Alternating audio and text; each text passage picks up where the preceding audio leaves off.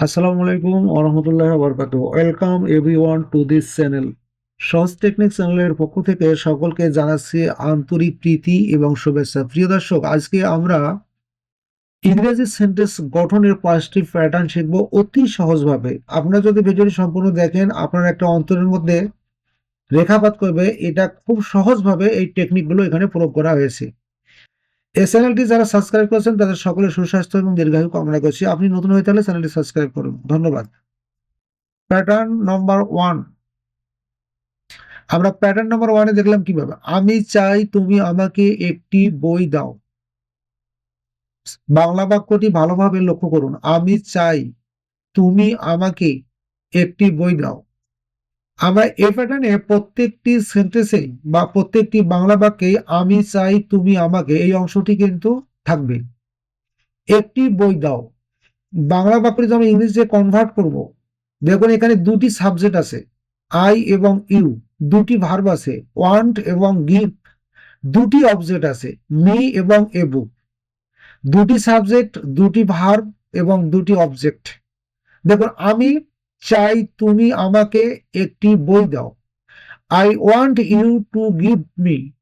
আমি চাই তুমি আমাকে দাও, কি দাও? একটি বই, এ বুক। বাংলা বাক্যের শেষের ক্রিয়াপদটি ইউ এর সাথে টু এর পর বসবে, ইউ টু গিভ। এখানে যতটা থাকে যাওয়া, তাহলে এখানে হবে ইউ টু গো। এখানে যখন থাকে খাওয়া, ইউ টু ইট। তারপর আমাকে, এই আমাকে হলো, এটি হলো ইনডাইরেক্ট অবজেক্ট, অর্থাৎ পরোক্ষ কর্ম। এটি বসবে আগে, যার ব্যক্তিবাচক অবজেক্ট সেটি বসবে আগে, আর এটা বই বস্তুবাচক, এটা হলো ডাইরেক্ট অবজেক্ট, এটি বসবে শেষে। তো আমি চাই তুমি আমাকে একটি বই দাও। I want you to give me a book. এই অংশটি মনে রাখবে। আমরা পরবর্তী এই বাংলা বাক্যটিকে ইংরেজি করব। আপনি এখানেই মনে মনে অনুমান করুন এই বাংলা বাক্যটির ইংরেজি কনভার্টে কি হবে। যেমন আমি চাই তুমি আমাকে একটি বই দাও, আমি চাই তুমি আমাকে সত্যটা বলো। এখানে বলো এই ইংরেজিটা কি হবে আমরা একটু দেখব। আপনিও মনে মনে, আমরা সকলেই যারা ভিডিওটি দেখছি সকলেই মনে মনে এই বাংলা বাক্যটিকে ইংরেজি করব। এখনো কিন্তু এই ইংরেজি সেন্টেন্সটিতে আমরা যাইনি। আপনি এই জায়গায় অনুমান করুন এই বাক্যটি, আমি চাই তুমি আমাকে একটি বই দাও, এই বাক্যটি যদি এরকম হয়, I want you to give me a book, তাহলে আমি চাই তুমি আমাকে সত্যটা বলো। এই বাংলা বাক্যটি ইংরেজি কনভার্টে কি হবে? আমরা এখন এই বাংলা বাক্যটির ইংরেজি অনুবাদটি দেখব। দেখুন, I want to you tell, আমি চাই তুমি বলো, কাকে বলো? মি, আমাকে, দা ট্রুথ, সত্য কথাটি বলো। এবারে আমরা এই বাংলা বাক্যটিকে ইংলিশে কনভার্ট করব। আমি চাই তুমি আমাকে সাহায্য করো। এখানে কিন্তু একটি অবজেক্ট আছে, তাহলে এই সেন্টেন্সটি কি হবে ইংরেজি? মনে মনে ধারণা করুন, আমি চাই, আই ওয়ান্ট, তুমি সাহায্য করো আমাকে। এখন এই বাংলা বাক্যটির ইংরেজি আমরা দেখব। I want you to help me, আমি চাই তুমি আমাকে সাহায্য করো। এখানে একটি অবজেক্ট এই me. I want you to, এই অংশটির কোনো পরিবর্তন নেই। তারপরে হবে বাংলা ক্রিয়াপদের যে ভার্বটি হবে সেই ভার্বটি এখানে হবে, তারপর হবে মি নামের অবজেক্টিভ। এবারে দেখুন, আমি চাই তুমি আমাকে ইংরেজি শেখাও। সেক্ষেত্রে এই বাংলা বাক্যটি ইংলিশে কনভার্ট করলে আমরা কি পাবো? আপনিও এখন মনে মনে ধারণা করে রাখুন কি হতে পারে। দেখি, I want you to teach, শেখাও মি, আমাকে ইংলিশ। আমি চাই তুমি আমাকে ইংলিশ শেখাও। এখন এবারে এই বাংলা বাক্যটি আমরা ইংরেজি করব। আমি চাই তুমি আমাকে একটি গল্প শোনাও। এখানে কিন্তু শোনাও কথাটি, উনি কিন্তু গল্পটি মূলত বলবেন। আমি চাই তুমি আমাকে একটি গল্প বলো, এখানে শোনাও মানে বলো, বলো অর্থ প্রকাশ করবে। সেক্ষেত্রে কি হবে ইংরেজি? আমরা সকলে মনে মনে ধারণা করি এই বাংলা বাক্যটি ইংরেজি কি হতে পারে। আমি চাই তুমি আমাকে একটি বা একটা গল্প শোনাও। I want you to tell, মানে তুমি বলো মি, আমাকে এ স্টোরি, একটি গল্প। আমি চাই, I want to you tell me, তুমি আমাকে বলো এ স্টোরি, একটি গল্প। এবারে বাংলা বাক্যটি দেখুন, আমি চাই তুমি আমাকে সময় দাও। দাওয়ার ইংরেজি কি? দাও, সময় দাও। এখন এই সেন্টেন্সটি, এই বাংলা বাক্যটিকে আমরা ইংলিশে কনভার্ট করব কিভাবে, আপনি মনে মনে একটা কল্পনা করুন, দেখি মেলে কিনা। ইনশাল্লাহ মিলবে।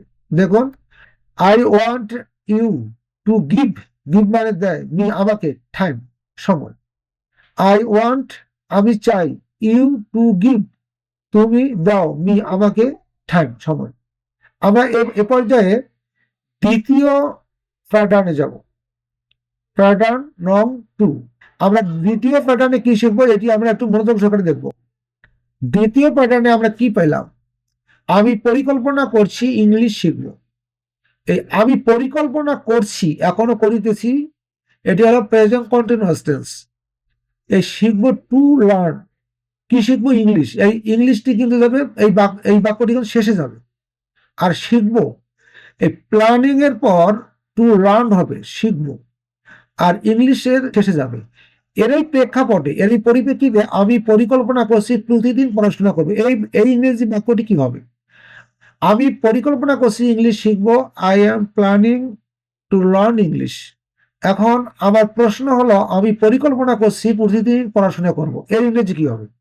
সেই সেন্টেন্সটির এই সময়টি সেন্টেন্সের শেষে যায়, এই সময়টি আমরা এই সেন্টেন্সটিকে ইংলিশে কনভার্ট করব। দেখি এখানে কি আছে। দেখুন, আই এম প্ল্যানিং, আমি পরিকল্পনা করছি টু স্টাডি, পড়াশোনা করতে, এভরিডে, প্রতিদিন।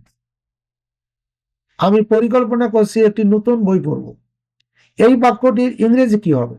আমরা সকলে মনে মনে একটি পরিকল্পনা করে রাখি। আমি পরিকল্পনা করছি, এর অর্থটা আমি বললাম এতটুকু প্রেজেন্ট কন্টিনিউয়াস টেন্সের আদলে হবে, একটি নতুন বই পড়ব। I am planning to read a new book, আমি পরিকল্পনা করছি একটি নতুন বই পড়ব। এবারে বাংলা বাক্যটি দেখুন, আমি পরিকল্পনা করছি আমার দক্ষতা বাড়াবো, বৃদ্ধি করব। আমি পরিকল্পনা করছি আমার দক্ষতা বাড়াবো। দেখি আপনার অনুমান আর ইংরেজিটি ঠিক আছে কিনা। I am planning to improve my skill, আমার দক্ষতা। ইমপ্রুভ মানে উন্নতি করা। এবার বাংলা বাক্যটি দেখুন, আমি পরিকল্পনা করছি নিয়মিত অনুশীলন করব।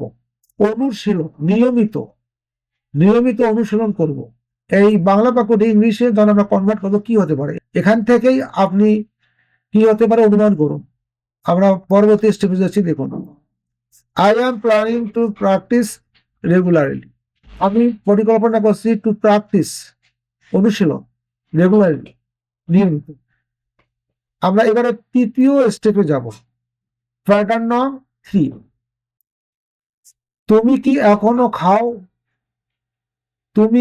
এখনো খাও, এখানে শুধু একটি করে ভার্ব সেন্স হবে, what are you still eating. এর অর্থ হলো তুমি কি এখনো খাও। সেক্ষেত্রে তুমি কি এখনো করছো, এর ইংরেজি কি হবে?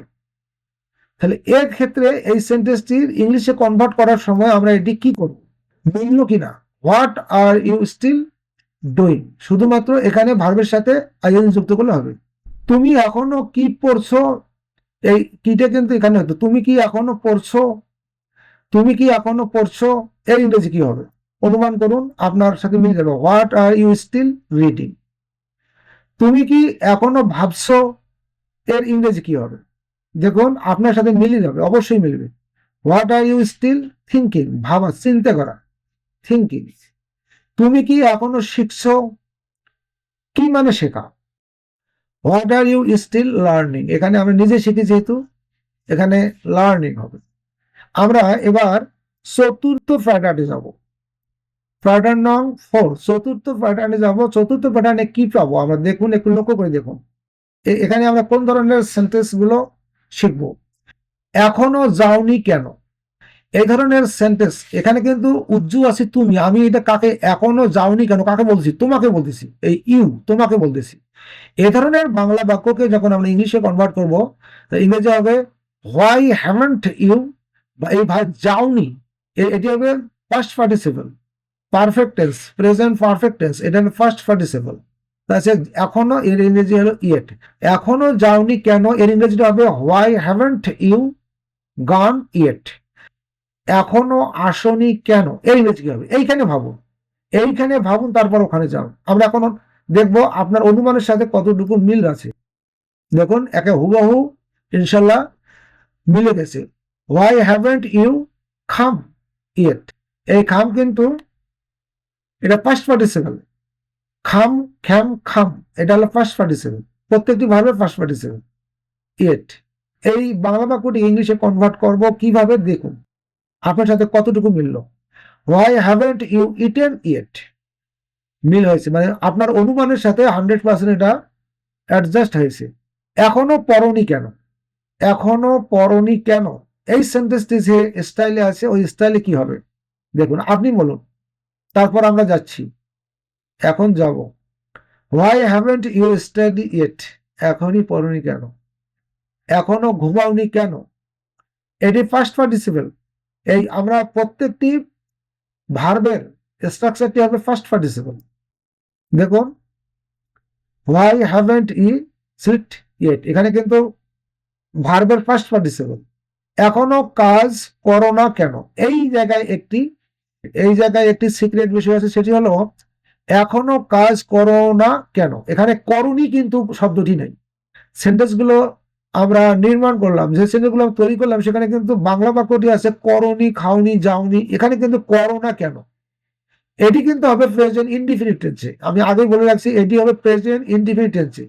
যদি এই বাক্যটি প্রেজেন্ট ইনডিফিনিট টেন্স হয় তাহলে এর আদলে স্ট্রাকচার অনুযায়ী, এই বাক্যটির স্ট্রাকচার অনুযায়ী, তাহলে এখানে কি হবে, এখনো কাজ করো না কেন। Why don't you work yet, এখানে কিন্তু আমরা জানি প্রেজেন্ট ইনডিফিনিট টেন্সে পার্মানেন্ট অক্সিলারি ভার্ব হলো ডু বা ডাজ। এখানে যেহেতু ইউ আছে সাবজেক্ট, এই জন্য এখানে হবে do. Why do not you work yet, এখানে কিন্তু ভার্বের ফার্স্ট পার্টিসিপল হবে না, প্রেজেন্ট ফর্ম হবে, যেহেতু present indefinite tense. Why don't you work yet. সর্বশেষ প্যাটার্নে যাব, প্যাটার্ন দেখুন, প্যাটার্ন নাম্বার 5। প্যাটার্ন নাম্বার 5 এ আমরা কি শিখবো দেখুন, তাকে ডাকা উচিত ছিল, তাকে উচিত ছিল, এই অংশটি প্রত্যেকটি বাক্যেই থাকবে। ডাকা উচিত ছিল, তাকে আনা উচিত ছিল, তাকে বলা উচিত ছিল। He should have been called, এই ডাকা, হি শুড হ্যাভ বিন, এই অংশটির কোনো পরিবর্তন হবে না। তাকে ডাকা উচিত ছিল, he should have been called. এরই পরিপ্রেক্ষিতে তাকে সাহায্য করা উচিত ছিল, এই সেন্টেন্সটিকে, এই বাংলা বাক্যটিকে যখন আমরা ইংলিশে কনভার্ট করবো তখন কি হবে, হি শুড হ্যাভ বিন হেল্পড, ভার্বের ফার্স্ট পার্টিসিপল। তাকে সুযোগ দেওয়া উচিত ছিল, আমরা ইংরেজিতে সুযোগের ইংরেজি কি, সুযোগ, বলতে সুযোগ পাচ্ছিস, চান্স পাচ্ছিস, তাকে সুযোগ দেওয়া উচিত ছিল। এই বাংলা বাক্যটি ইংলিশে কনভার্ট করব, আপনি বলুন কি হতে পারে। হি শুড হ্যাভ বিন, এটি থাকবে, দেখুন হি should have been given, give মানে দেয়া, গিভেন ফার্স্ট পার্টিসিপল ভার্বের, এ চান্স একটি সুযোগ। তাকে ক্ষমা করা উচিত ছিল, কি মানে ক্ষমা করা, আমরা এটা অনেকে জানি, তাকে ক্ষমা করা উচিত ছিল। স্টাইল কিন্তু হবে এই স্টাইলে, দেখুন হি শুড হ্যাভ বিন ফরগিভেন, এখানে ভার্বের ফার্স্ট পার্টিসিপল। প্রিয় দর্শক, ভিডিওটি কেমন লাগলো অবশ্যই কমেন্ট করে জানাবেন, এবং যারা এই চ্যানেলে নতুন তারা অবশ্যই চ্যানেলটি সাবস্ক্রাইব করবেন, এবং ভিডিওটি দেখে লাইক কমেন্ট এবং ভিডিওটি অবশ্যই শেয়ার করবেন। পরবর্তী ভিডিও দেখার জন্য আপনি বেল আইকনটি অন করে রাখুন।